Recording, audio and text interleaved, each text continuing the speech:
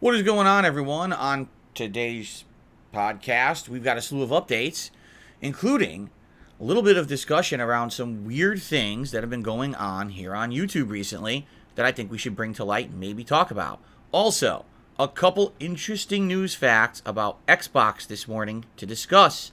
All this and more on today's show, plus a wild kitty appears.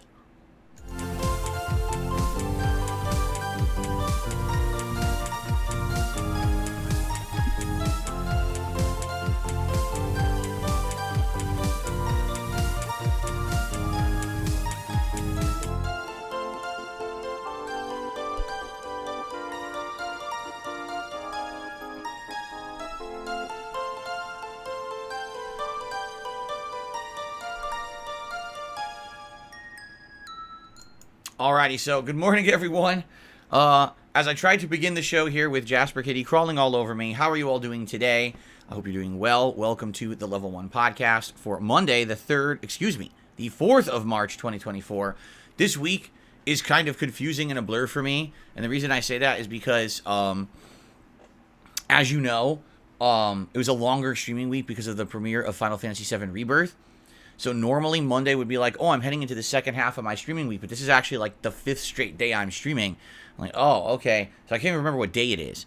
Plus, yesterday being React Day, which was a really fun day, by the way, kind of throws me off. But now we're getting back into the swing of things today, except today I'm not streaming all day. And it's like, huh?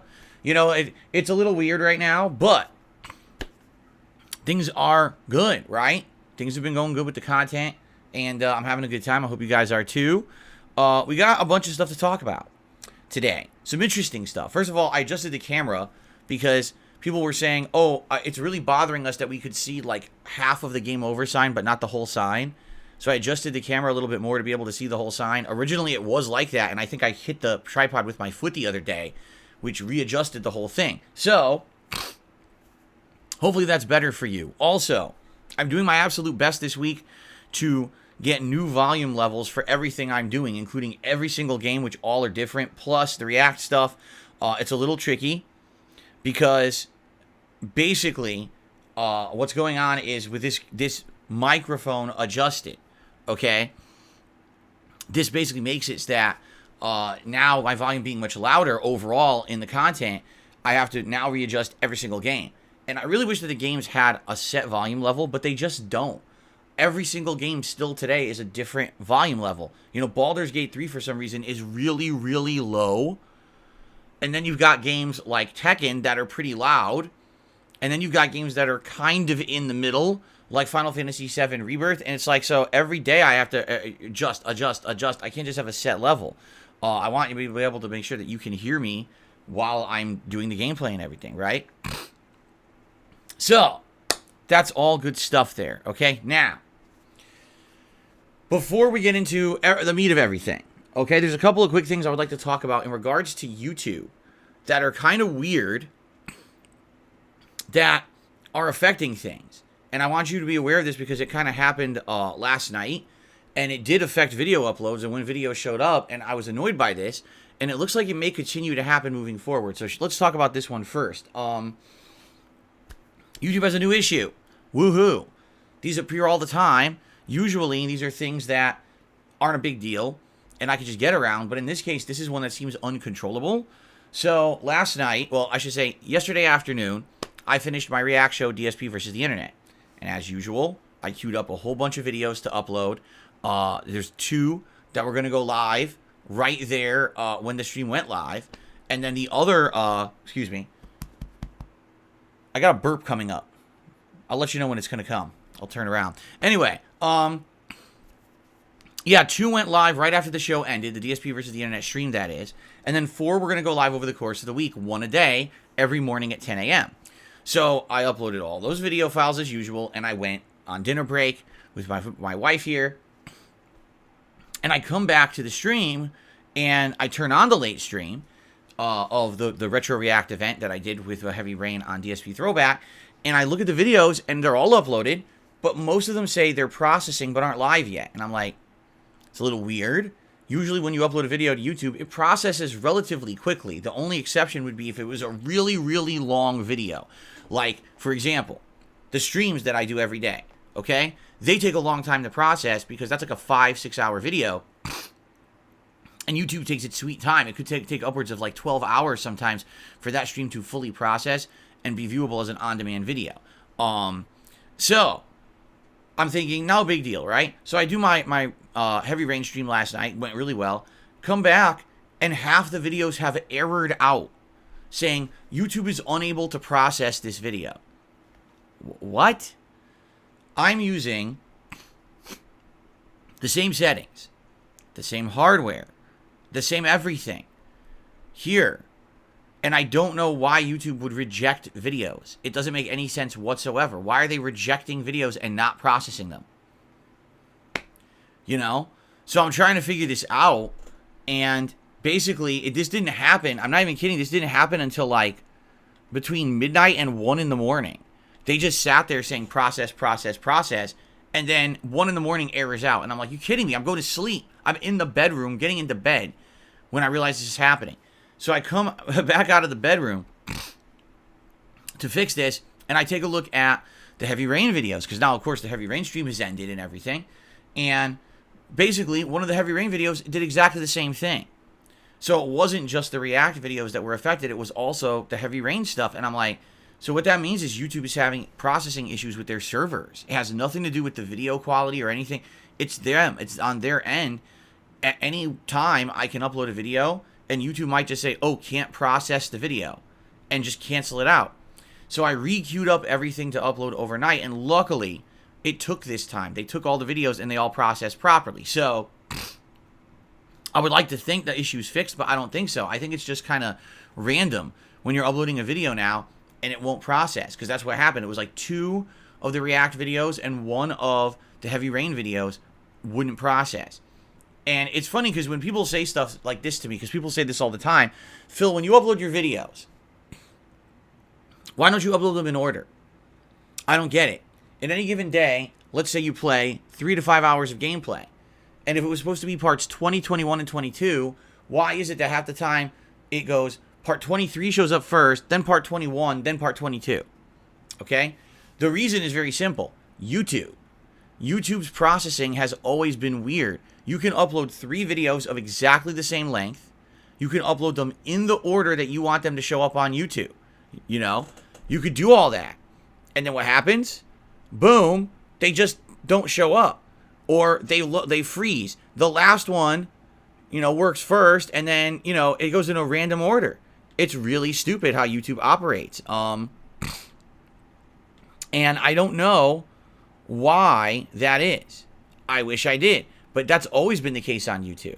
Now, what I always recommend to people, okay, is do not watch videos in the order that they publish on YouTube. If you're watching an ongoing playthrough, like let's say right now you're watching Baldur's Gate 3, don't just sit around today waiting for YouTube to have the videos go live and click on the ones that go live immediately. All those videos automatically get added to the playlist. Every single time that I upload a video, it's an ongoing playlist. There are no videos that are just like random videos sitting around, unless it's a one-off video. Like maybe every once in a while I'll have an impromptu Q&A stream with you guys, right? And that's cool, and that will be in a playlist. But for the most part, all my videos, any game series, the weekly DSP versus the Internet show, the Heavy Rain Retro React, they're all in playlists. So all you got to do is when you see in your subscriber feed, oh, a new video has arrived. Okay, you don't click on the video. Go to the playlist, click play, it'll resume from where you left off. Like let's say, for example, you had watched every part of Baldur's Gate up to today, but not the new parts that are being added. If you just resume the playlist, it'll go right to the new video and play them in order. For some odd reason, and to this day, people still don't know how to use playlists on YouTube. It baffles me. It's like I've been using playlists since day one, 16 years ago. Always, I've had my stuff in playlists. I guess people are just so used to a mentality where you don't do that. You just click on a new video that shows up in your feed, because a lot of YouTubers only put out like one video a day, if that, right? But for me, I've always done it that way, okay? And I hope that you guys, understand why I do it that way, because I want things to be professional. I want things to be in order, right? And that's why we handle it that way. So I hope that you will continue to watch my videos in order. Don't think, oh, Phil's purposefully uploading them out of order. No, I'm not. I'm actually uploading them in order. YouTube publishes them at a random rate. Now, someone just said in chat, why don't you upload them one at a time? Do you have any concept, any concept at all of how much annoying extra work that would be? Instead of finishing a stream and queuing up 5 videos at once and walking away and letting them all go live, I only upload one, wait for that one to upload and publish, come back and manually start the next one and wait for it to upload and publish. I would never get the videos on the the internet. I don't sit in the office all day. In reality, that's how it used to be. Back in the day, way back in the day, you're talking over 10 years ago, you had to manually upload each video like that, and that would take sometimes days to get videos up. Like when a game first came out, and I was playing a ton of gameplay within like 2 days, sometimes it would take 3-4 days to get the playthrough up, because you have to manually keep doing video. It was really annoying. Now that you can queue everything up at once, it's better. Now, you might also say, well, why don't you schedule all your videos out? Because I could do that. I could make it so that, like, today with Baldur's Gate 3, the first video that should go live is the podcast. Then an hour later, part, 103 of Baldur's Gate 3. Then an hour later, part 104 of Baldur's Gate 3. Then an hour later, part 105. I could do that, if that's what people really want. But the thing is, that's limiting the time frame in which you can watch the videos. A lot of people just want to see a video right away, as soon as it's available. Like, for example, what if today with Baldur's Gate 3, all you care about is a certain mission, and you're looking for that mission? So if all 3 videos went live at the same time, oh, here's the one I wanted, click on the one, watch that video immediately. Or else, what if it was the 3rd video in order? Then you'd have to wait 3-4 hours for the video to show up, because I scheduled them out separately to show up in order, right? The thing is, there's pros and cons to anything, correct? Overall, I haven't gotten a lot of complaints about this. Every once in a while, I get a complaint about, video order or whatever. If YouTube would just process everything and throw it out there right away, it wouldn't even be an issue. But it seems like now we're having this issue, and I don't know how long it's going to last. I don't know, what, if it's going to really affect us moving forward, or if it's just a one-off thing that happened yesterday. I guess we'll see again today. It's going to be really annoying, when we're in the midst of new releases, especially if we get to games where, a lot more people are excited for them, and people want the next part right away, and then, I had to upload the part 3 times before YouTube would process it and put it on the site, right? Like, I guess we'll see. I feel like every time that YouTube makes progress, somehow down the line they screw it up and go right back to how they were. And this kind of stuff, this processing issue, used to happen all the time on YouTube. And YouTube would then put out these really bogus recommendations. Use a different encoder. Use this codec instead of that codec. None of it affected anything. They just made bullshit up because it was always on their end. But they would always give you excuses as to why it happened, to make it, put the blame on the uploader, right? Like, it's the uploader's fault that the video you've always uploaded and never had an issue on YouTube now won't process on YouTube. Sure, it's totally not on your end, right, Google? That's how they are. Again, YouTube never admits fault, never says, oops, we did something wrong. It's always on you to figure out what's going wrong and try to fix it yourself, because they will never, ever, ever admit like they screwed something up. I mean, even when they outright did and then they fix it behind the scenes, they still won't admit that they've screwed it up to begin with. Never. Anyway, so just a heads up. I hope this doesn't affect today's videos. I hope this doesn't affect videos moving forward. Hopefully it was just a one-off thing. But fingers crossed, everything goes smoothly today and we don't have videos stuck in processing endlessly and now all the videos upload in weird order today. Okay, that's number 1. Number 2, here's another weird thing going on. All right? So we've noticed this over the past couple of weeks. As you know, I have 3 channels. This is DSPGaming, the channel that I'm on the most. This is where all the gameplay goes, and the daily podcast.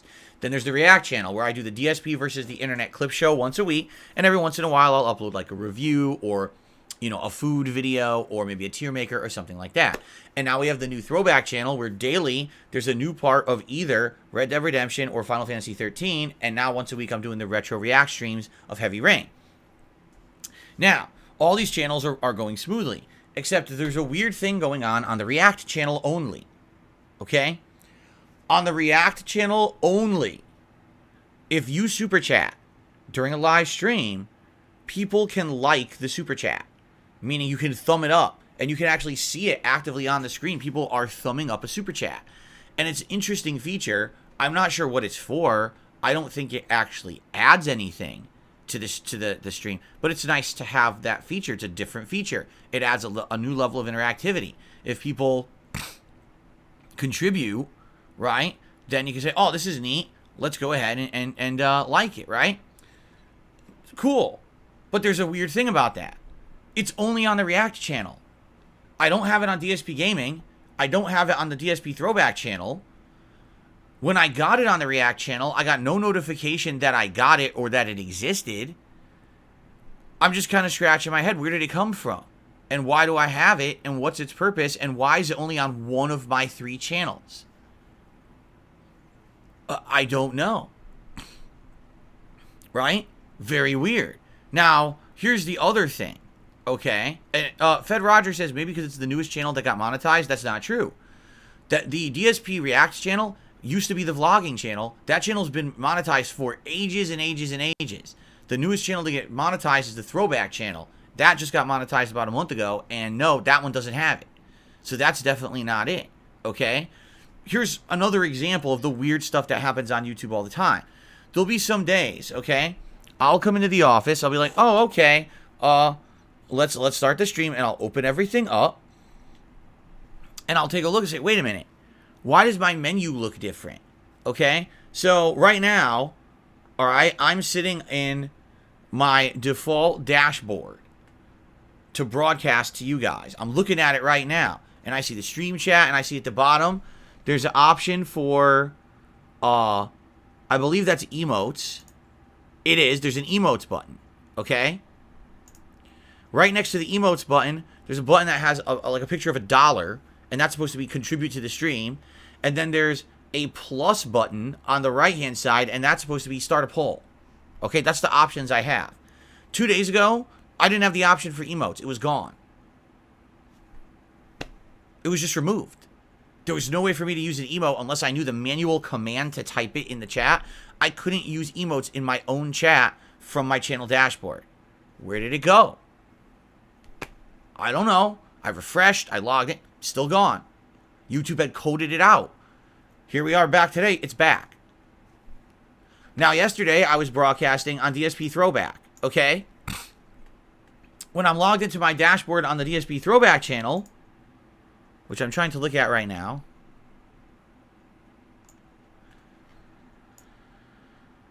everything seems the same. However, if I set up a live stream, this is so funny. I set up a live stream. I'm just going to set up like a demo stream. Demo.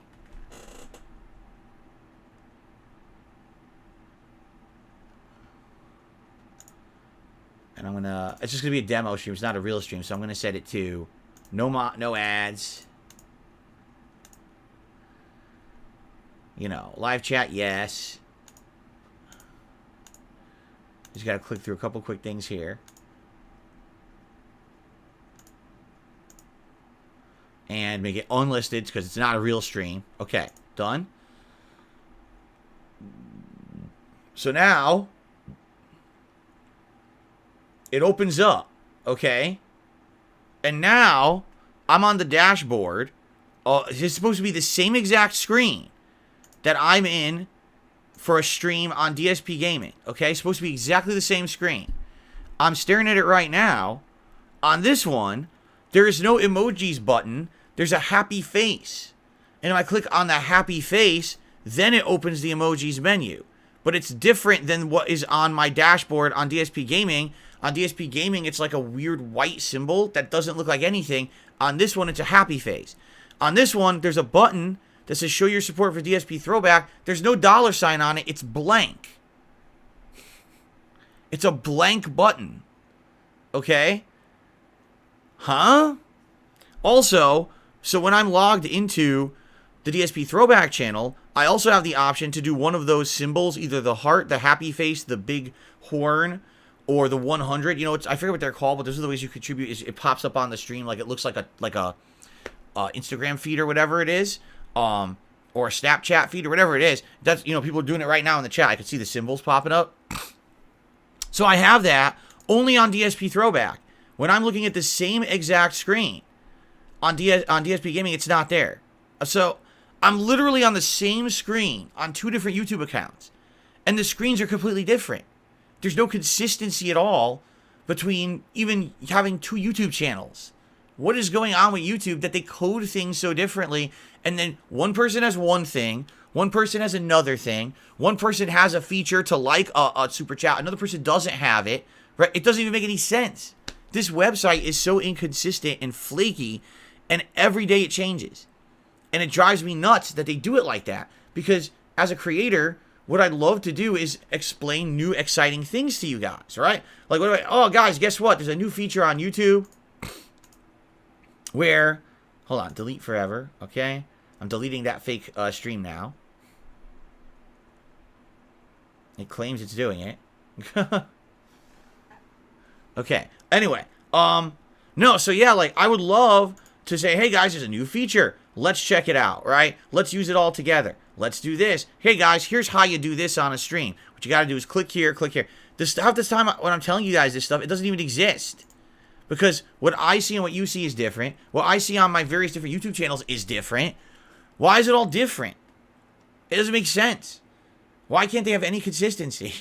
This site is ridiculous.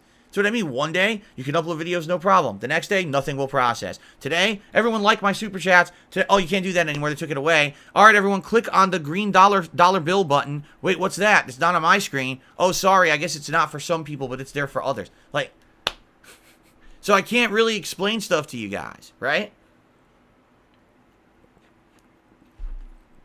I apologize for that. It is frustrating that I can't, because I wish that, you know, YouTube would be more professional about it. They're just not. And at the end of the day, YouTube is bad at business. You know, what there are is like a bunch of techies who all went to like Ivy League schools. So they're all great at coming up with like ideas, and they're all great with like coding, but they're not good actual people of implementation. And what I mean by that is like, okay, they're book smart, but they're not street smart. Okay? They can study as much as they want, and they have all the knowledge in their head. But when it comes to applying that to the real world, to people who are using their stuff every day, they fail. That's why they go out there and they'll launch a new feature and it just doesn't work. It craps out. Then they have to fix it on the fly. And the question is, why did you launch the feature if it didn't work? How did you not know it didn't work? Didn't you use it or test it yourself? Are we all the endless beta testers for YouTube? Or did they did test it, but they're just so ignorant of how the site really works, they don't even understand it, right? So that's me anyway. That's, you know, this kind of drives me nuts, because, again, as a business person, how can I operate a business without consistency? And I'm not making these issues. It's YouTube every day. You know, anyway, so that's just a few things to talk about today. Nothing super important, but I thought it'd be a good variety discussion for the show. I'm hoping that there will not be ongoing issues with processing of videos. Let's hope for the best, okay? So let's briefly discuss the schedule. This will not be a long segment today. Oh, by the way, so yesterday was React Day, right? Both shows, DSP versus the Internet and the Retro Reactive Heavy Rain, were really good. Right, Jasper? Right, buddy? I guess he didn't watch them. They're both really good, okay? If you are subscribed to either channel, you can watch the archives of either stream right now. Awesome. If you're not subscribed, the individual parts will be going live over the course of the week. So I hope that you'll check those out as well daily on each respective channel. I do want to say thank you to those who attended the streams, because each one did have good support, which helps those channels out, because those channels don't make a lot of ad revenue, but it's the support of the streams that's actually worked out and made the channels viable. So thank you for that to those who are supporting those channels. Thank you, Jasper, for being a cute kitty. Okay. So today, we return to Baldur's Gate 3 on the day stream per your requests. Originally, the plan was that I was only going to play Baldur's Gate 3 once a week, and the fans of Baldur's Gate, the Baldarians, or the Balden Gators, all three were rolling. You were all started very, very fervently and very agitatedly rolling your 20-sided dice within your hands, right?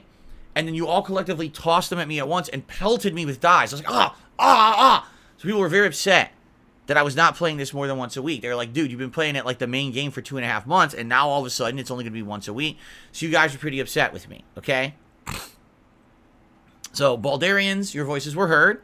And now what we're going to do is we're going to equally balance Baldur's Gate 3 with Final Fantasy VII Rebirth, okay? So it is returned as the daytime stream today.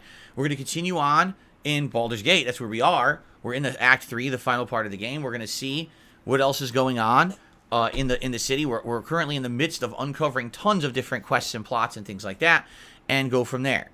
There is no late stream tonight because this is the first in a series of weeks where I'm going to have to take at least one stream off a week to have personal stuff going on behind the scenes. I just need the time to do it, and I can't squeeze it in between my streams. I need to actually sit down and focus and concentrate. So there is no late stream tonight. I'm hoping in that time frame of 3+ hours when I normally would have been streaming that I'll get good headway into what I'm doing. I doubt that it's going to be enough, and I'm probably going to have to take at least 2 more streams off this month to finish up the stuff that I need to do. So we'll see what happens, okay? Tomorrow, we are back to full-time gaming, all right? So tomorrow, it's going to be the continuation of Final Fantasy VII Rebirth, and the cool thing about that is we're going to finish up this first area called the Grasslands, and we're actually going right to the next plot point. What is the next plot point? Well, in original Final Fantasy VII, you went through this marsh that had a giant snake, used the chocobo to get by it, and if I remember correctly, you continue into the open world. Isn't it Fort Condor next? It might be Fort Condor. It could be something else. I can't remember exactly, but we're coming up to some new plot, and that's going to be tomorrow. I'm curious to see what it is. I'm happy we finished the open world part because it took about 6 hours, but now we're done with it, and we can move on to new narrative, which is really what we're waiting for. So there you go. And then tomorrow night, the return of Tekken 8. We're going to do a Tekken 8 late night stream where I'm going to continue to try to get better with Yoshimitsu. Hopefully we can get out of the red ranks, but I don't know. We've been really back and forth. Since I hit red ranks, I'll get a promotion, then I'll get demoted. Then I'll get a promotion, then I'll get demoted. Then we'll have win one, lose one, win one, lose one, where I'm just like shuffling and juggling in the same spot.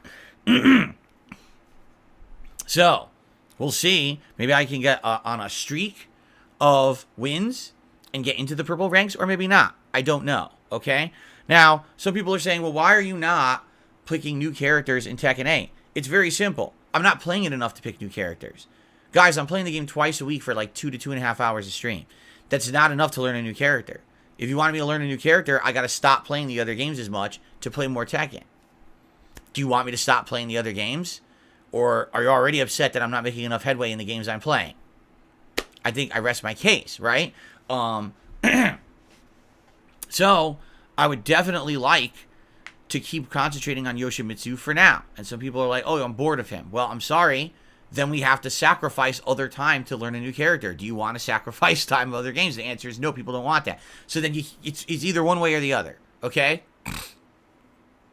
So, let's see what happens and go from there, okay? And hopefully we will hit the purple. Wednesday is my final consecutive streaming day in the week. Yes, now, 7 straight days of streaming. It'll be more Baldur's Gate 3 and Like a Dragon Infinite Wealth. And by the way, in Like a Dragon, we've hit a whole new story beat. We're in Chapter 8. We're back in Japan, Yokohama. It's Kiryu and his own personal party doing their own plot, which is really neat. So, I'm very excited. All right?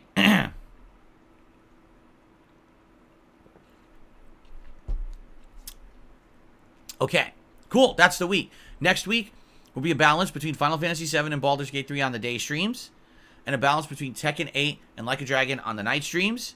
There will be a React Day on Sunday. I will have to take a night off one day next week in order to, do personal stuff. So we'll see how it goes. Okay? there you go. First new game of this month, coming out around the middle of the month, is the Battlefront, Star Wars Battlefront collection. I'm very interested in this because the classic Battlefront games were really, really good. And as long as they've done a proper conversion to modern consoles and they're claiming 64-player online play, it could be incredibly fun and chaotic. I think it's going to do really well. And then later on this month, Rise of the Ronin is the game that I got my eyes on best.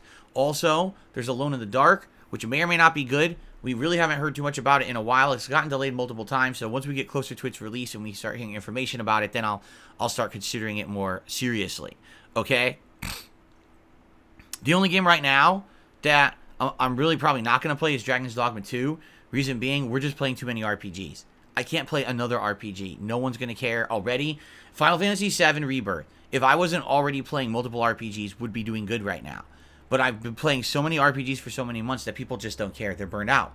You know, case in point, when I played a random Silent Hill game that sucked, it got double the views than me playing Final Fantasy VII Rebirth. I want you to think about that for a second. A shitty Silent Hill throwaway 2.5-hour experience has gotten double viewership than Final Fantasy VII Rebirth did. I rest my case. It's too many RPGs in a short period of time, and there's nothing I can do about that. The audience is burnt out. All right? So, exactly. Just change the channel name already to DSPRPG. Exactly. We can't. Yeah, we have to start doing variety of stuff. So, I want to play Dragon's Dogma 2. If it ends up being good, I likely will, but we've got to get to a point where I'm not playing so many RPGs. Maybe later this year we'll play it, okay? Okay. So, let's continue, shall we? It's funny because some people are like, oh no, it's your fault. It's my fault. It's my fault that when I play a particular genre of game, it does much better than the other genres that we've overplayed for the last 6 months. Whatever you say. And I also love other things, like someone will leave a comment and be like, well, I don't understand, because there's tons of other people playing Final Fantasy VII Rebirth and it's doing well. What don't you understand about I am not other content creators? I am someone who cannot get new viewers because the new viewers, first thing they see about me is 10,000 defamatory videos on YouTube about how I'm a horrible person, right? So, do those other content creators have that? Do they? No. So no, I'm not the same as everyone else. It's a miracle, a literal miracle, that I'm able to actually maintain a successful business because enough people give me the time of day and look through the waves of bullshit on YouTube to check out my content. No one is finding me playing Final Fantasy VII Rebirth anywhere on YouTube. If you search, you won't find it. Why? Because all you see is defamatory shit about me. So when you compare me to other YouTubers, that's not fair. They're not me. They're not in my unique situation of being hated for bullshit reasons and then having to deal with that. So stop making unfair comparisons. I don't get it. Another YouTuber, is getting way more views than you on the playthrough. Yes, genius, because I'm not the same as every other YouTuber. I'm a super unique case. If you can't tell, right? Anyway, so thank you for those who are watching this stuff, and I hope that you guys are enjoying it. All right, now today we have 2 game news stories to cover, so let's go ahead and swing over to DSP News, shall we? And they're both regarding Xbox today. Both Xbox-related stories. First of all, there is going to be a new Xbox, digital press event, or whatever they call it. Xbox, I forget what they call it, but they're doing it on Wednesday morning. I believe it's at 10 a.m. Hold on, because I took a screenshot here. Okay, Xbox Partner Preview. That's what they're calling it. Yes, it is 10 a.m. Pacific Time, March 6th. So 2 days, 10 a.m. Pacific Time, and it's 30 minutes long. It's supposed to feature games from Capcom, Nexon, and EA. Some new trailers, including Tales of Kenzera Zao. What the fuck is that? I have no idea. Kunitsugami Path of the Goddess. What the fuck is that? I have no idea. The First Berserker Kazan. What the fuck is that? I have no fucking idea. So apparently it's a bunch of games no one knows about yet, right? Excuse me. So I guess we'll see when that happens. Now, will I be here live doing that? No. But what I'll do is I'll try to get some information about it and talk about it on the show on Wednesday morning. Okay? If not, I'm sure you guys will be bringing it up on Wednesday morning show regardless. Okay? But that's really not the meat of what I want to talk about today. Today there is humongous controversy. Are you ready for this? So, excuse me, over the last several years, Microsoft has launched a program, a monthly subscription program called Gamepass, right? There's various different levels of Gamepass, all right?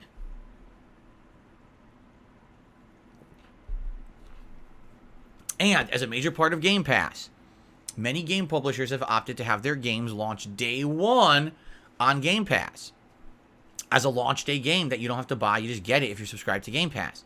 In addition, many game publishers have decided that over time they would add their games to Game Pass to give them additional exposure once that initial sales window of the game being new had ended. And so we're going to talk about this today. For example, there's a big difference between, say, a day one launch of a game like Lies of P, where day one, it's on Game Pass, you could get it right away and you don't have to buy it, or perhaps a game like Resident Evil 2 Remake, which was one of arguably the best remakes of all time, right? Sold like crazy several years ago when it was a new release, but let's face it, it's now an older game. What 4 or 5 years old? Most people are not going to buy the game again, or ever, if they haven't already, but adding a game like that to Game Pass could give it a little bit of added exposure and a little bit more of a boost when it comes to, people knowing what it is and playing it. So, Game Pass is an absolutely amazing value for the gamer, the consumer. You're paying what, $15 to $20 a month, depending on where you live, whatever the cost is, and you're getting all the benefits of playing all the Xbox games fully online, plus you're getting a library of games, new and old, that you can access every month and play completely for free as long as you're an active subscriber, correct? So, a lot of people love Game Pass. Personally, I love Game Pass, right? Even on months when I'm not actively playing a game that's on Game Pass, I still feel like I'm getting value out of it for having it. And I have no problems maintaining that subscription, right? It's not like, oh, this month there's no game on Game Pass I'm playing, so I'll cancel my subscription, and then I'll go back and I'll re-up it later on. It's not like that. Like, typically, I just keep Game Pass rolling, right? Even when I'm not even actively playing a game online all the time that needs the Xbox Live connection, I still pay for it, right? Now, some people might say, is Phil shilling for Game Pass? No. Game Pass does have some setbacks. I wish that it had more games in a series. I hate the fact that they add a game and then they remove it. That's really annoying, because you're like, oh, I tagged a bunch of games on Game Pass that I want to play, and then 6 months later you go, okay, it's time to play it. Oops, it's not on Game Pass anymore. Like, what? That sucks. Perfect example, Kat was interested in playing, what was it? Was it a Persona game? I think it was Persona 5 Royal. Like, she was interested in playing Persona 5 again. Now, Persona 5 was on Game Pass at one point, was it not? I think Persona 4 and 5 were both on Game Pass. They're not anymore. They're gone. They removed them. So by the time you're, I finally have time now in my schedule, I can play the game. It's gone now. Well, that's annoying and stupid, right? It is. So, there are drawbacks to it, all right? But basically, when it comes to Game Pass, there's always been a big question mark. And the question mark applies to the following question. How much exactly do game developers and publishers benefit from having their games on Game Pass? What is the way that they get paid to make profits? What is the structure? And the answer is, we don't know, because these are private agreements between these game companies and Microsoft that we never get to see, right? None of these contracts have ever been made public on the internet, so we actually don't know how it works. Are they getting paid per download? Are they getting an upfront payment just to have their game on Game Pass? So I'll give you an example here. Like I just said, Resident Evil 2 Remake, right? That game sold like crazy many years ago. But at this point, basically the game's reached the end of its life cycle. How many people are actively going to be buying Resident Evil 2 Remake right now? Not a heck of a lot. It's an older game now. But now it just got added to Game Pass. It gives the game new life. So how does Capcom benefit? Are they getting money for each download of the game?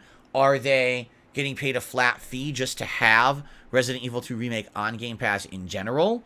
Right? What is the extent of this benefit for Capcom? And how much is Microsoft paying for these games to be on Game Pass? Because you have to understand that's definitely how it works. Microsoft wants people to subscribe to Game Pass. They're the ones getting the income from the subscription, so they're going to pay companies to have their games as a part of Game Pass. That's how the companies are going to make profit, by having their games listed there. But what's the relationship? We don't know. Is it that when someone downloads it, Xbox gets a little bit of money and Capcom gets a little bit of money? We don't know, all right? However, there's been all these different speculations, all right? And it's weird because even in the industry, we seem to hear conflicting stories. There's actually been some begrudging rumors that some game devs are upset because they feel like their games might have actually done better if not on Game Pass, or they were under the impression that Game Pass was going to benefit them in one way, and then after a while it actually particularly didn't benefit them that way, or the benefit ran out. It's hard to say because, again, no one can say what their agreements were because of non-disclosure agreements. You can't just say, oh, here's my contract, here's what it was. Everyone's under a legal agreement that they can't do that, okay? So the reason that I'm bringing this up today is because some controversy has happened. You may not have heard this. It just happened within like the last 12 to 15 hours. So the CEO of Moon Game Studios, that's the name of it. This is the studio that made Ori and the Blind Forest, Ori and the Will of the Wisps, and currently is working on a new game called The Rest of the Wicked, I think it's called. Oh, No Rest for the Wicked. Okay, and that one's not out yet. So his name is Thomas Mahler. He is the CEO of Moon Game Studio. And so people were talking with him, I guess, on X about, what's going on with his current projects and stuff like that. And basically they were like, what are ways that we can support you right now? Because we know you're working on a new game, but we're curious, how can we support you in the meantime? And he basically says, you could go on Steam and you can buy the Ori games here. And someone outright said to him, well, what about getting them on Game Pass, because they're currently on Game Pass on Xbox? And he responded, oh, well, no, please buy them on Steam because we don't actually benefit from when you get our games on Game Pass. What?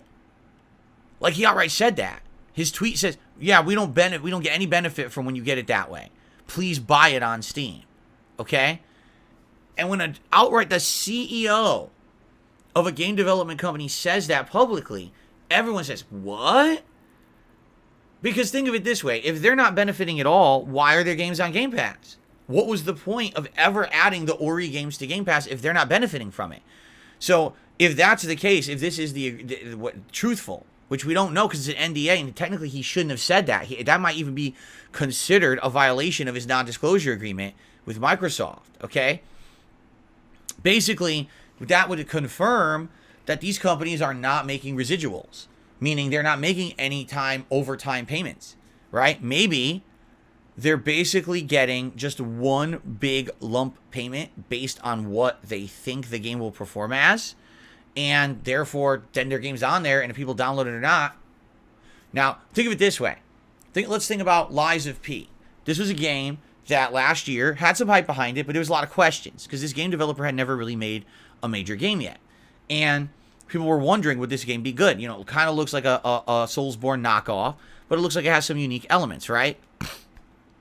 So a lot of people were definitely on the fence about getting Lies of P. For sure, people were on the fence. But it got Game Pass day one. So a lot of people, including me, I was one of them, downloaded and played this game on day one on Game Pass and said, wow, this game is amazing. This game is like Bloodborne 2. It's exactly what you would have wanted if they ever made a sequel to Bloodborne, with even some extra things added in there. And so what ended up happening was the game got massive exposure. People played it, loved it. And then people actually went out on other platforms outside of Game Pass and bought the game. So the game made even more money, right? Because of the results of the success of Lies of P on Game Pass, they've outright made announcements. We're absolutely doing a sequel, and we're even exploring doing other games as well because it did so well. Now, if that game was not on Game Pass, would people have outright bought it, or would they have just waited and instead bought Lords of the Fallen the next month, which, by the way, was not on Game Pass, and by the way, for reports, did not do very well overall sales-wise. They were expecting it to do way better, but it didn't do that well, didn't get as much exposure as Lies of P. Most people saw, oh, Lies of P is the true game you should play in the fall if you like, Soulsborne, and Lords of the Fallen kind of fell flat. Okay, so that's a case where outright the game developer admitted we probably wouldn't have done as well without Game Pass. Because of Game Pass exposure, we did great, and then we got additional sales on the back end, so now we're able to make better games in the future. Okay, so I guess the question is, what was the structure? Was it that they just got paid a giant amount of money to have their game on Game Pass day one, but not residuals, but then in the hopes that, hey, if the game is doing well on Game Pass, word of mouth will spread and people will buy it on other platforms, and therefore we're still going to make some good money on it, right? So if what, Thomas Mahler is saying on Twitter is true, Ori and the Will of the Wisp and Ori and the Blind Forest have been on Game Pass for many years. In fact, I believe these were like the games at the beginning of Game Pass, like they were listed there. So maybe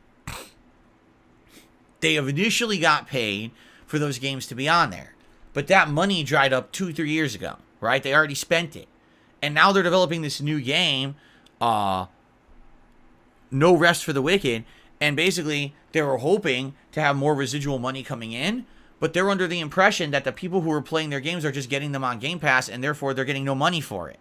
So they're struggling right now to develop their new game because they don't have enough capital to do it, because they're just not getting any residual sales, right? Maybe that's what it is. Why else would he have said that? I would be confused if they're still getting residual sales. I don't know why he would have said that at all, right? And yeah, exactly. It's like perpetually free copies being given out. People could become super fans of Ori and the Blind Forest, but only have played it on Game Pass, and the game devs now aren't making any money on that. I mean, they were paid in the past, but that money dried up ages ago. And now, as an ongoing game development studio, they're like, wait, our game is technically selling, but we're not getting paid for it. And we didn't really agree to this or sign up for it or understand it maybe when we did, right? So, yeah, I don't know. It's confusing to me, because how do you get such different conflicting stories from the same industry, right? On the one hand, you get game developers saying Game Pass is an absolute blessing, right? Our game never would have had exposure, never would have been played if it weren't for Game Pass, and Game Pass gave us that exposure, and now because of that, the game's done well. I mean, take a look at Hi-Fi Rush. Would you have bought Hi-Fi Rush, a game that came out from a game studio that previously, Tango Gameworks, by the way, previously had only made horror games with the Evil Dead, wow, the Evil Within, right? All they had made was Evil Within 1 and 2. That's all you know them for. Oh, and also they had made the other game the year before that kind of flopped, the horror game. I forgot what it was called, the first-person ghost horror game and stuff. Would you have bought it? Probably not. But when it was on Game Pass, everyone played it and went, whoa, this game's pretty good. And then Hi-Fi Rush got critical acclaim, and then Hi-Fi Rush went off now to be sold on other platforms and is going to do well on other platforms, right?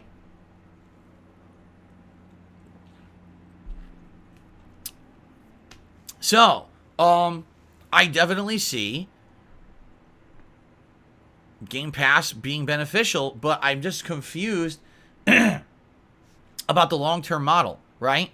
And I don't know. There's always, again, it's all controversy, because there's been rumors since day one that Game Pass is destroying the industry. Game Pass is not benefiting game devs. I'm like, that can't be true.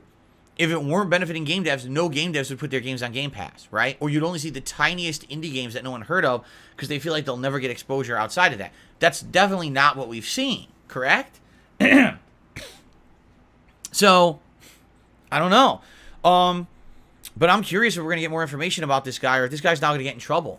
Because you can't, if you're on an NDA, you absolutely cannot be talking about stuff like that.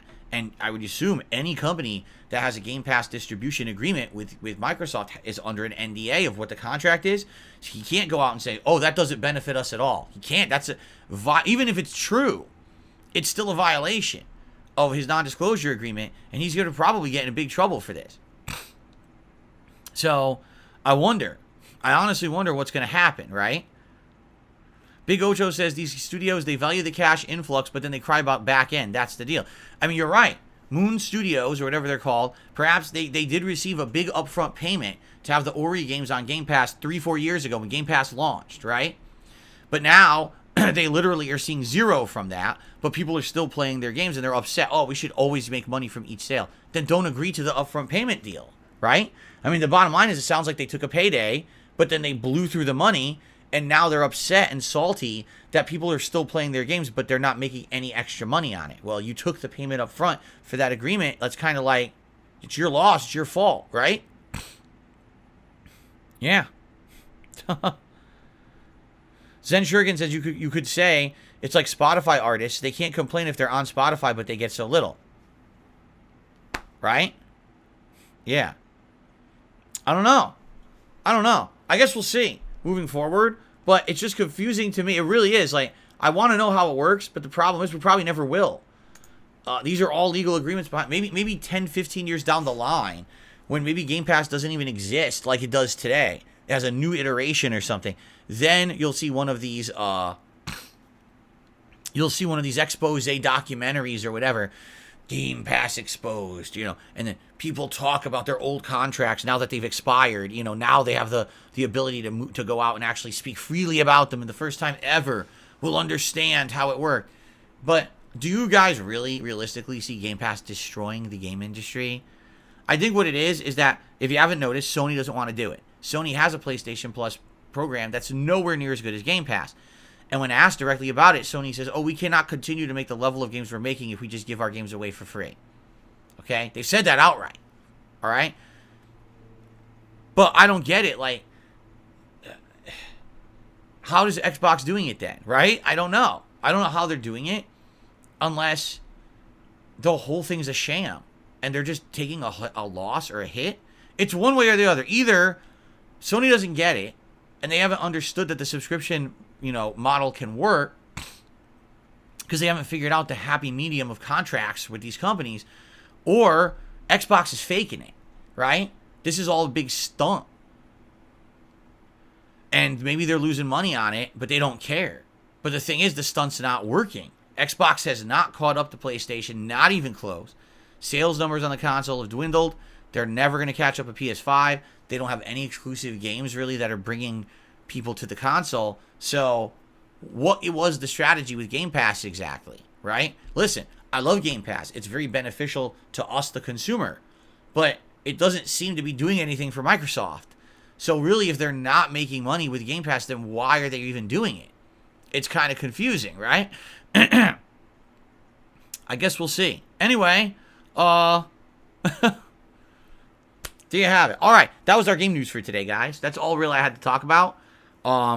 So I believe now we will jump into some shout-outs and Q&A for the rest of the stream. So we start off today with Girl Wearing Purple, who has re-upped their membership for 3 months and says the following: I love your Tekken streams. I'm sorry when emotions get high. Yeah, and for me too, whenever I play a fighting game competitively, let's be honest, my adrenaline gets pumping, right? I get very agitated when I lose to something that I feel is like a cheap tactic or an abusable tactic, and I feel like I'm better than that and I should be able to beat it, and I can't, and I lose a match.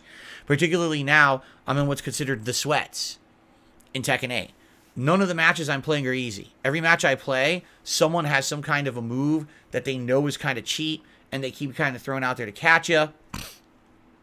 And because I don't have the character and game knowledge in Tekken like I do in Street Fighter, I'm losing a lot of matchups simply to stuff I don't know exists, right? And I'm like, damn, that's very annoying. Now I know, playing these higher level Kazuyas, right? Kazuya has 2 moves that are ridiculous. The one move is this counter hit stun punch that crumples you and turns right into a combo. And the other one is they call it twin pistons, where he just goes up, he goes uppercut, uppercut. And it's so, his hitbox for this is huge.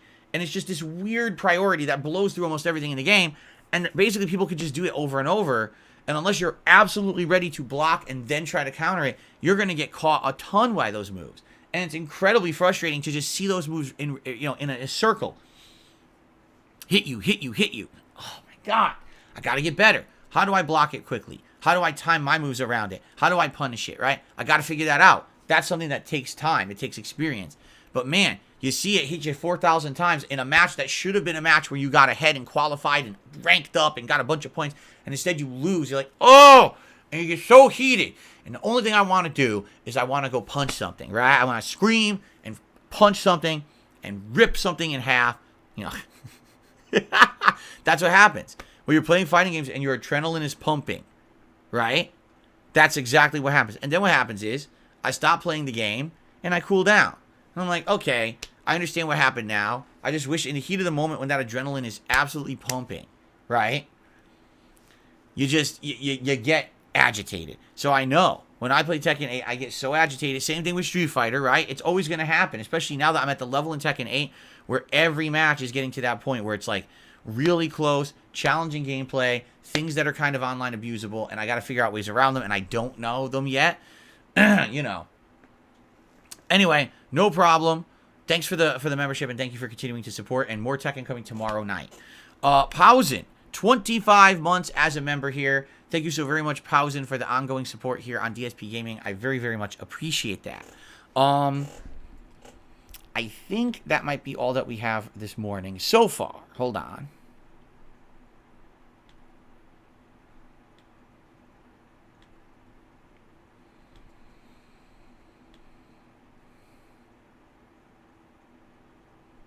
Yeah, so far that's what we've got, but I'll keep my eyes peeled. If any other contributions come in, I will shout them out live, okay?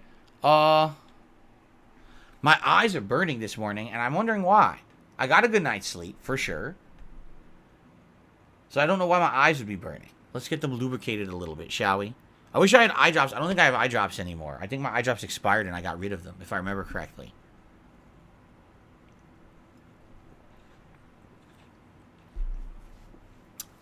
Allergies? See, I don't think so. Spring hasn't really hit here yet. In fact, temperatures dipped this week. It's actually much cooler outside and rainy this week than it has been as of late. Spring seems like it's going to be a little bit delayed.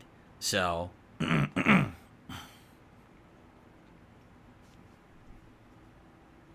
okay. So, all right. So if you guys have anything to talk about, please tag me in the chat. We'll have a little bit of Q&A to end the show today. Expand Dong says, what is the happy medium between you doing side stuff in Final Fantasy VII versus skipping it? Even big stuff like the Deku Tree and Zelda, people scolded you for both. Isn't it contradictory? Yes. Expand Dong, you have to understand something. You're damned if you do, and you're damned if you don't when you're DSP. That's just the way of life around here for me, and I've gotten used to it. All right? I'm going to give you some examples, okay? So, DSP. The quality of all your gameplay sucks. You still use a camera pointed at the TV. You got to go modern. You got to capture. You got to jump in and live stream. Okay, I'll do that. DSP, the quality of your gameplay sucks. You don't put enough time and dedication into your playthroughs. You rush through them. You don't do side content. You got to take more time to play the games rather than rushing through them. Okay, I'll start doing that. DSP, your gameplay sucks. Your commentary is too immature. Your commentary is all about sex and, you know, race and all this stuff that's so cringe risque for teens. You got to grow up. Everyone on YouTube's changing for the better. Okay, I'll change that. DSP, your gameplay sucks. Your videos are of the wrong length. You have to increase the length of your video, or maybe you have to shorten the length of your video. No one can agree, but it doesn't matter. Your gameplay still sucks. Change it. DSP, your thumbnails suck. You auto-select thumbnails off of YouTube. Why do you do that? Wait, now you're actually generating thumbnails? Well, those thumbnails are way too generic. You need to make better thumbnails than that. DSP, your titling sucks. Your titling on your videos has to be better. You can't just have a number. Oh, wait, now you've started adding actual descriptors to your videos to say what's in the video. That's not good enough either. Don't you know you're supposed to have clickbait on every single title of every video, and that clickbait has to be the first thing you read when you see the video so people can see it? Okay? All right, let's continue. DSP, your streams suck. You ignore your chat. You don't talk to anyone. What's up with that? What's the point of streaming? What's fan service? I never heard of it. Oh, wait, now you're actually interacting with your chat? Well, that sucks. You talk with your chat too much, and now we've lost the appeal of your videos where you're just focused on the game. You're too distracted by your chat now. I can keep going, all right? Literally, these are all things over the last 10 to 15 years that people have said. I directly listen to criticism. I changed for supposedly the better just for people to come back and tell me you're still doing it wrong, okay? So, perfect example. Zelda, Tears of the Kingdom. I start playing the game, and immediately I tell you guys, wow, a lot of this side content doesn't seem very interesting or meaningful to me. I'm going to skip it, and I'm going to do the things that only seem meaningful or the things that lead to story. My playthrough is still very lengthy. I still easily get through and beat the game. And people tell me, oh, your playthrough sucked because you skipped all the side content. Wow, what a horrible playthrough you did, right? So now I'm playing Final Fantasy VII Rebirth. Wow, I'm really enjoying this side content. I think the pacing is well done. You do a big story beat that's like 5-6 hours. Then you get to an open world segment. You do side content for 5-6 hours. And the alternation formula will probably work really well. I'm really enjoying this. Let me go ahead and do all the side content. Oh, Phil, you're doing it wrong. Don't you know that's boring to your audience? Why are you doing the side content? You should be skipping it all and just going right to the story. We're tired. We want story. It's like, what? And that's the problem with me, all right? That's exactly what I've been going through as a creator.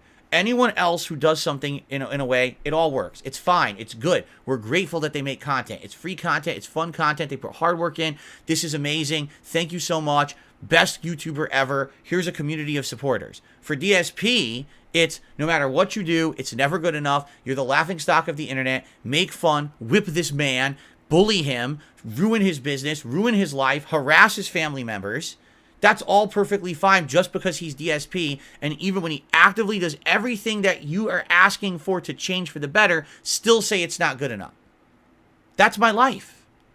I wish that was a gross exaggeration. It's literally not. That is my life. And I've just come to the point where I've accepted it. That it doesn't matter what I do to improve, people are still going to hate me for no reason. So I don't care. I'm going to improve for me and for the audience that's actually here, okay? And then I'm going to move forward positively. I'm not going to listen when people say dumb shit like, don't do the side content of Final Fantasy VII. If you tell me not to do the side content of Final Fantasy VII, I'm going to say, don't watch an RPG playthrough, you idiot. Because that's what an RPG is. It's a role-playing game. You're pretending that you're a person in the game, running around doing content. That's the point of the game. If you skip all the content in a role-playing game, you might as well not play a role-playing game. Okay? Now you might say, well then why did you skip the content of Zelda? Because that content sucked. In my opinion, the content was boring. If I could have skipped all of that content and easily beelined through the game and had fun with it still, then that content was meaningless. That content was padding, right? So there you have it. With Final Fantasy VII, I'm actually having fun with the side content. That's a lot different. So let's keep doing it, right? And the other thing that I feel that people don't get is that when I am playing a game and I'm doing this kind of commentary, it's my opinion. You don't have to agree. You don't. You can completely disagree. Maybe you think the side content in Tears of the Kingdom was like the best side content out there. And therefore, that's why you were upset that I skipped it. You have the ability to think that. That's fine. I'm not going to sit here and say that's invalid. People like different things, different strokes for different folks. For me, I relayed intelligently why I didn't like the content. I felt like it was padding. I felt like the game was bloated. They put too much side content in, so much that it just takes up your time and isn't meaningful, and I didn't care to do it. And I still enjoyed the game overall. I still really liked Tears of the Kingdom, right? I think, wasn't it in my Game of the Year countdown? So obviously I liked it. But people today, sadly, are just so black and white mentality. Like, I hate to say it, it's almost a simpleton's way of thinking. Either you like something or you hate it. No, that's not real life. In real life, it's not black and white, good and evil, like, dislike, right? There's many layers between of moderation, as they say, shades of gray. That's where the reality of life actually is. Just because I played Tears of the Kingdom and I didn't like an aspect of it doesn't mean it's a bad game, right? Just because I'm playing Final Fantasy VII and I'm loving it doesn't mean it's going to be my Game of the Year either. You know? But people don't get that. They literally just sit there thinking either you like it or you don't. So because Phil said that some of the side content of the Tears of the Kingdom was no good, right? That means the game sucks. No. No. Because Phil chose to skip the side content of Tears of the Kingdom, but now he's doing it in Final Fantasy VII. That makes him a hypocrite. No. It doesn't. But you have to be intelligent and mature to understand that. And sadly, a lot of people on the internet are not. They really have this childlike understanding of how things work on the planet, and that's not how the planet really works.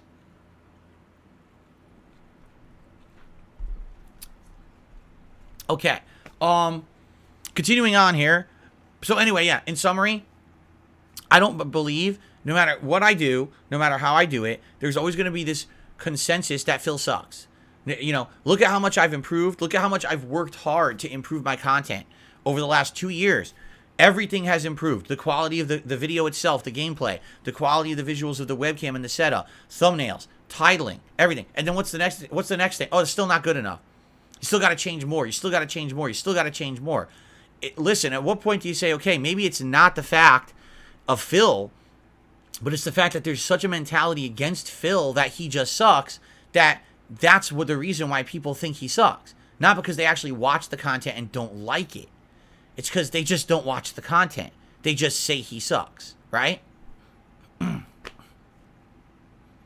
you go. Okay, continuing on, Big Ocho with a $10 super chat says RPG equals role-playing game. Exactly. Why are you watching someone play a role-playing game if then you're going to complain that they're actually doing the content of the game that's intended to be done? Right? That's bizarre to me. I tuned into an RPG stream and I complained that they were doing the content. Why weren't they skipping it all? Yikes. Okay. I received a $5 tip.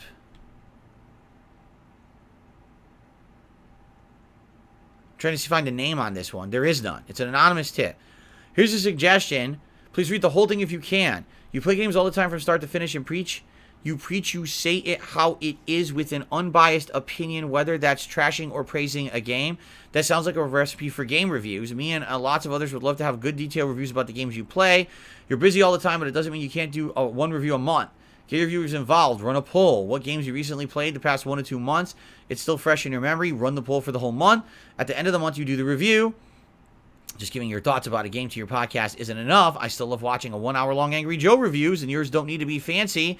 Just you talking in front of the camera about the game. That will bring in new reviewers who are looking for different reviews, generally lots more. Anyone want to tell them? This sounds like a relatively new viewer, perhaps. Anyone want to tell them? Right? Tell them what? You don't even know?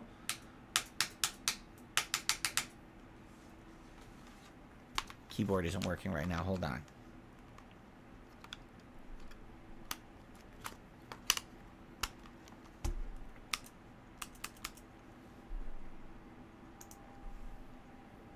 There we go. Okay. So, by the way, I'm not shooting down the idea, and don't take this as a negative. I'm just going to, as you know, I'm honest. I talk matter-of-factly. That's exactly what I did for many years, and it's one of the things I was known for on YouTube when I was a big YouTuber, was putting out honest reviews that didn't sugarcoat anything. The series was called The Hateful Truth Game Reviews, right? It had a big reboot a couple different times, and in fact, the last time that I did it was way back in 2016 when I had my KO Gaming channel, okay? And then my reviews got bigger and better. I did tons of effort editing and everything into them. And they were doing pretty good. Here's what happened. Okay, 2 things happened. Number 1, YouTube demonetized my KO Gaming channel for no good reason. They literally flagged every video as basically not suitable for advertisement. I had a video, give you an example. It was a blank video with no text and anything. The video had no data in it. I uploaded it and they demonetized it. So it was just auto demonetized. No one knows why they did that. Eventually they did remove that, and now it's not an issue, but it made no sense. So all the work I had done on KO Gaming was wasted. I did a whole year's worth of work. I had a video with over 1 million views. I had regular reviews that were getting 10s, 20,000, 30,000 views, so they were doing really good and making money, and I was putting a lot of effort into it. I actually only used to stream once a day. I would just do a major daytime stream that was around 4 hours, and then at night I would always work on the channel and edit, and it worked for about a year. And then they just demonetized it for no good reason. So basically I said, well, if YouTube can just demonetize my content on a whim for literally no justifiable reason, I'm not going to put effort into it. I'm going to do other work then instead that they can't mess with. So then in 2017, the YouTube adpocalypse hit. And when the adpocalypse hit, it basically made it that those kind of on-demand videos don't really make a profit unless they're huge or you have sponsors. Now, I had no plans to get sponsors because, number 1, I have a giant hater base that literally would ruin any sponsorship that I tried to get regardless. And number 2, because I don't want to be a guy who just sits here and shills on my content all the time. I would much rather make content and play games than shill products to you. Okay? So, I became a full-time streamer in 2017. And when I became a full-time streamer, these streams are the major source of my income. And they remain the major source of my income.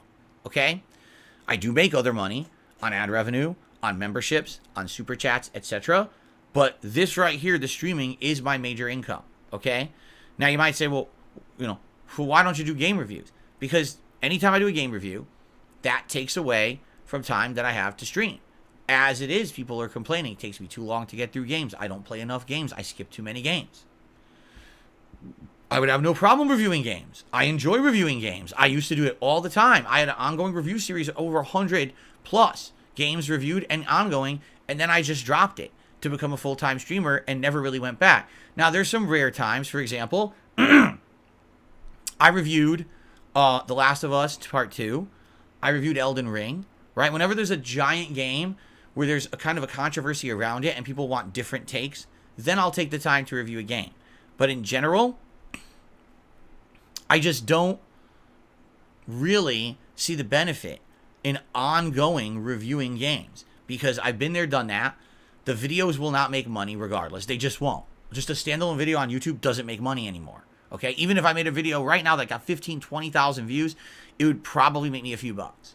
Right? It's the streams where everything's at for me to make a living and to keep things going. So, you know, I guess, like, I'm trying to think, like, what would be the big one that people want to see me review? Baldur's Gate 3? But I'll be reviewing it so late in its life cycle, will anyone care?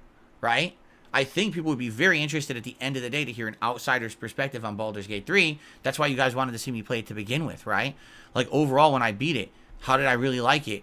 And how would I have rated it on, like, a 10 scale? And would I put it into my Game of the Year countdown for last year if I had beaten it last year, right? These are all questions people are interested in answers to, right? So, I don't know. I appreciate your suggestion. I just don't see how it would fit in. First of all, I definitely would not review every game. You know, it would have to be like a rare thing. And even then, I guess the question is, where does it fit into the stuff that I do? Does it even fit into the stuff that I do? I'm not a reviewer anymore. I'm a full-time streamer, you know? It's funny because you say, yeah, well, I still watch hour-long reviews from Angry Joe. That's because that's what Angry Joe does. You know, that's his thing. He's done that since day one. That's the meat and potatoes of his content, correct? And so, I get it. Yeah, you know, but I'm not Angry Joe. Angry Joe is 400 times bigger than me. Angry Joe gets 1 million views a video, okay? You have to understand that. Yeah, people always try to compare me and say, oh, these are your contemporaries, these are your peers. No, they're not. Not at all. Not in any way, shape, or form are these people even comparable to me. I'm a little rinky-dink man, barely making it, but happy to be making it against all odds and all adversity against me. I'm still here, right? I'm still persevering. But I don't have what they have. You know what I'm saying?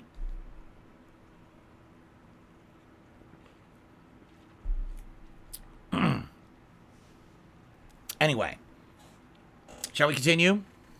Good. I appreciate the suggestion. Remind me. What I mean by that is, if and when there's a game that you would like to see me actually review, and I'm nearing the end of it, remind me. Say, hey, Phil, FYI, maybe review this game. And I'll think about it. I think right now, Baldur's Gate 3 is the one that I'm thinking of reviewing. Okay?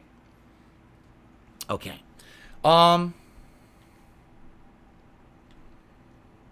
Kamaru tipped $1.50. He says, for the love of God, do not listen to morons in the chat. Listen to this. And skip any side content in Rebirth. Some funny-ass stuff is going to happen in the second region, and Queen's Blood is a blast. The best way to defeat opponents is to rush and lock them down rather than build up your cards. I'm noticing that. That's how I beat that last level 3-1. That way you can beat people in one try even when they have better cards. Make sure you keep updating your deck. You can buy them from NPCs, which I did. I just did that last stream. I bought a bunch of cards. So, thank you, Anso Kamaru. So, I'm not supposed to listen to any morons in chat. Just remember that. I didn't say that. He did. All right?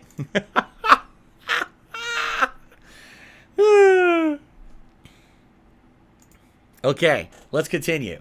I received a $25 tip from 1 Minute Man. He says, you have now reached a pivotal part of the game. You're going to be asked twice if you want to go on. If you have the right companions, enough spells, and levels, I would recommend at least level 12. This quest relies heavily on mobility and speed. Time is of the essence. Remember Volo. Why don't you instead try to save the people on the murder list? You're already halfway to solving it. And when you eventually finish the quest, you get a rare reward, a cool robe. Remember to try it on, and if someone offers you a meal in camp, 5 grub first. Okay. That's a lot of information. Without spoilers, because someone else warned me about this too and said, I don't want to spoil you. I guess what's going to happen is there's going to be one of the most crazy, unique quests in the game is about to happen soon in my playthrough. And if they ask me about it, I probably won't do it right now. Just being honest. Because from what I'm to understand, everyone says it's like literally the hardest quest in the game. And most people save it for the very last thing they do and recommend that you actually go and do the other quests in Baldur's Gate first before you do the quest, because it is such a unique, challenging ordeal. Most people say you should be max level, you should have your best party, you should have your best equipment. And, you know, right now I don't think I even have that, okay? So likely I won't do it then. You know what I'm saying? Like, probably not. I probably would wait. If I get a prompt, warning, this is a challenging quest, blah, blah, I probably won't do it. I'll probably say, okay, let's go back and explore the rest of the town and do other quests first, other missions, and then come back to this later. So, okay, fair enough. Thank you, 1 Minute Man, for the very generous contribution. BJ Chester has done a super chat. Would you like a remake of Final Fantasy VI? Yes. If you were to ask me right now, what's the game you would most like to see remade? My answer would be Final Fantasy VI. Because now that 7 is now 2 parts in, and I'm seeing what's happening with Rebirth. You know, I'll be honest. Remake I liked, but I didn't love. I felt like there were a few missteps. Okay? Rebirth is pretty much exactly what I look for in a JRPG. Right now. Good graphics. Although they're not perfect. They're kind of fuzzy in places. Still good graphics. Unique gameplay where every character plays a little different, making it cool to want to switch between the characters. Some lineality to the plot, but then it goes into open world, and the open world has enough meaningful side content and interesting variety to keep you engaged, right? An amazing soundtrack. I'm loving this game right now. And I would tell you right now, if you were to ask me, Phil, what's your favorite game of the year? Final Fantasy VII Rebirth. And I've only played it, 11 hours? It's my favorite game of the year. I definitely like it better than anything else I've played this year. It's that good so far. Now, will it stay at that level for the rest of the game? I don't know. But if they did that for 7... okay, imagine if they could do that for 6. 6 is I hate to tell you guys, 6 is a better game than 7. It is. It's got a better plot. It's actually got a better cast of characters. All right? If they modernized the gameplay mechanics of 6 and made it, you know, active, modern visuals, you know, I think people would actually love the story of 6 more than 7. I think the story is way better. Okay? I wish they would. I mean, the thing is, I'm in my 40s now, and likely it would take them another 10 years or minimum to make, 6. If I play Final Fantasy VI Remake in my 50s, I don't know. I guess it's fine. I guess RPGs are timeless, right? Maybe another action-based game. Maybe I'd be too old, but I think RPGs are kind of timeless, you know? I would absolutely love to play that game, and I hope that they do make it. Okay. Chrono Trigger, too, I agree there. Chrono Trigger deserves it as well.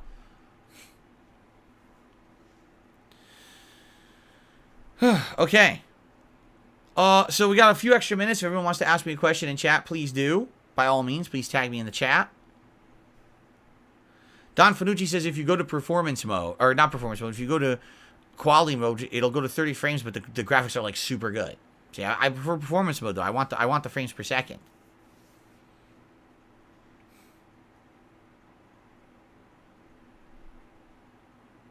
What's for dinner tonight? Who cares? What a question. Who cares? Darziak, I'm aware of that. I don't really see how that's big news, though. So, there was some company called Yuzu who made an emulator for, like, the Switch, which obviously is completely illegal. And Nintendo finally came after them and sued them and won. And they won $2.4 million, and now the company's shutting down. And I'm like, I don't see why that's news, because why did they think that they were going to succeed in the... You know, Nintendo is very litigious. They are. They're protective of their IPs. They're protective of all this. I don't know who thought they were going to be able to get an emulator for Switch and succeed. It's always, they're going to get sued into oblivion, and then they did, and then it's over. So it's kind of like one of what you call it, an open and shut case. Okay, here's what's going on. Here's the thing that's going on that's bad. You know it's going to get solved. Okay, it's solved. Close the book.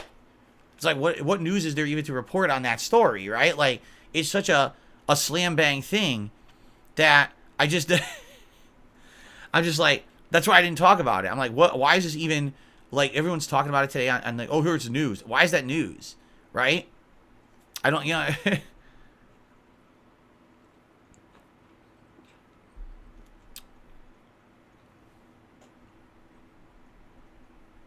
I received another tip.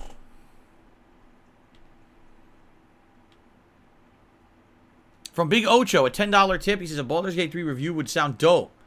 I think people would like it. I don't know how much attention it would get. Probably not much. Let's be honest. I barely get attention on anything I do anymore. But at least amongst my core audience, they might enjoy hearing a summarized take on my pros and cons over the game when I beat it, and my experience playing it. As an outsider going in with little to no prerequisite knowledge of Dungeons and Dragons and everything. You know what I mean? Yes, Mr. Louis Casino, I know. He said, I finished your latest part of Heavy Rain on the React DSP throwback channel. Such a cliffhanger. I know. It's good series, right? And a new part coming every day for the next 4 days. Because it was 5 parts I did last night, so. Or if you become a subscriber over there, you can actually see, not subscriber, excuse me, a member over there, you can see it right away. Because the archive stream is live. Zero says, produce content isn't your bread and butter. Stick to what works. At one point, it actually was. Like I said, when I was doing KO Gaming, that channel did really good for like a fledgling newcomers channel because I hadn't been doing a lot of produced content. For the 1 year I focused on it, it did good. You know, a video that got over 1 million views, other videos that got hundreds of thousands of views. On average, even the low view videos of reviews were getting in between 10,000 to like 50,000 views. It varied depending on the game, but even those were doing good. You know, I'm not really complaining about that performance. It was good. It was good. It was making money and everything. And then YouTube just demonetized it. No explanation. Just, we'll just demonetize you, you know. And it was so disheartening. I probably would have kept doing that stuff, honestly, if YouTube didn't screw me like that. So, Bird Zapato, 24 months as a member here. About to have tacos de pastor, 2 years fill. Yes, first of all, tacos de pastor are amazing. They're super good. I know that al pastor meat, super tasty. So enjoy. And thank you for 2 years of support.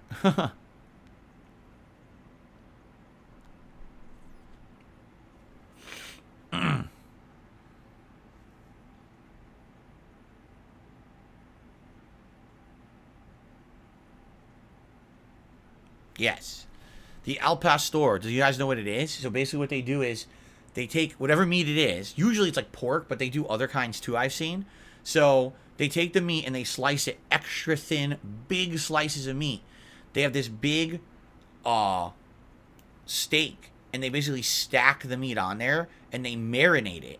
And then they slow rotisserie cook it on there.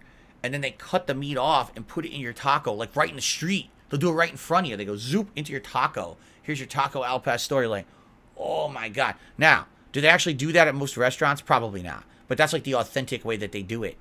And it's funny because other countries do it the same way and they call it something different. Like they call it shawarma in like the Middle East. And it's just different kinds of meat and different kinds of marination. But this style is like tried and true for cooking meats and having them have extra flavor.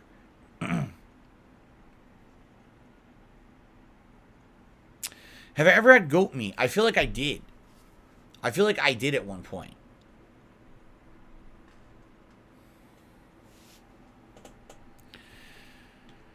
See, here's another thing. So, on some of my channels, all right, I am able to basically take a look at a channel and see all the activity of that channel. So, for example, right now, I would have been able to click on Eternal Napalm's name. Oh, actually, it is working. Wait, well, then why didn't it work on the other name? Hold on a second here. What the... YouTube is so screwed up. YouTube is so screwed up. I'm so upset. I really wish YouTube would just work, man. I literally just clicked on 2 different people's names and it did 2 completely different actions. I mean, that's why we opened the podcast today. You guys got to understand, when you're a content creator and all you want to do is use YouTube for something, and it literally will just, it's like a flaky, weird thing.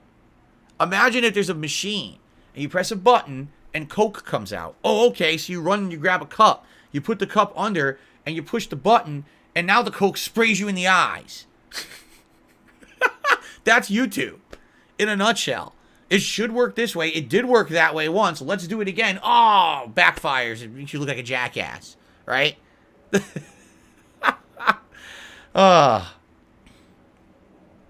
No, I didn't mean cocaine. Shut up, 672. That's awful. How dare you say that? Okay. All right.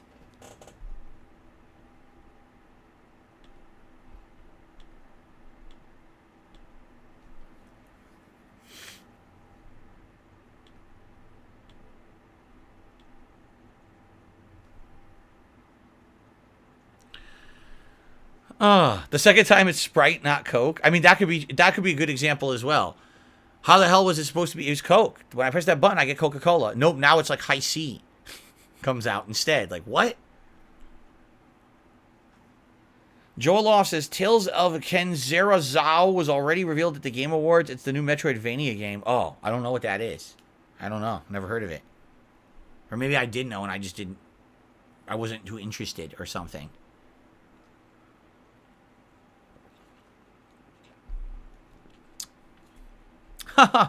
Eternal Napalm says, I've put up some boss fights for Grand Blue Fantasy Relink on my channel. Can I get a shout out? Considering the fact I have absolutely zero interest in Grand Blue Fantasy Relink, sure. If people want to go check out content of that game, I guess check out Eternal Napalm's channel. He fought the bosses. If you're interested. I'm definitely not interested. I don't think there's any competition there because I'm probably never playing the game, so.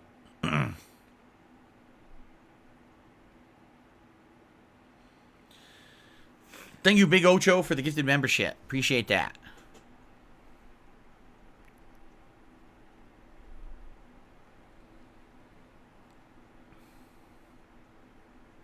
I don't think I got your email, Plumber Who Fixes Leaks, because I have no idea what you're referencing.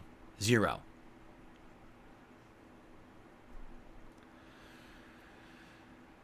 Do I ever think they'll make a true remake of GoldenEye? I don't know.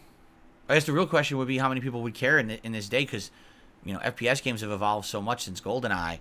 You know, today, look at the FPS today. Even from early, like, 2010s perspective versus today, FPSs are so different. Now going back another 10 plus years, I don't know if people would want to play a GoldenEye today, you know. And by the way, when I say that, I don't even mean that they've gotten better. I'm just saying they've changed. Personally, I don't really like modern FPS as much. I think it's too janky, too much, so many gimmicks, so much action everywhere in every direction. You shoot, the time to spawn, run, attack, kill, die is ridiculous. I used to play FPS games. The whole point was kind of staying in cover, playing smart, getting multiple kills. Today it's like run and gun, die, gun, die, gun, die, gun, die, gun, die. Jeez, what the hell? Right?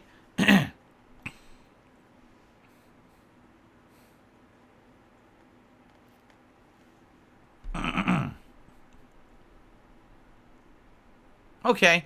Guys, I think it's time to adjourn the show for today. Thank you for chilling. Thanks for being a good audience. Hanging out with me as usual. Good discussions today. And tomorrow, probably talk about Baldur's Gate and any other game news. But, you know, sorry I can't stream tonight. It's life. It happens. But I hope you all have a good day with me here in Baldur's Gate if you chill and hang out with me. If not, I hope you have a safe and fun day. Whatever it is you may be doing. And I hope to see you all tomorrow on another edition of the Level 1 Podcast.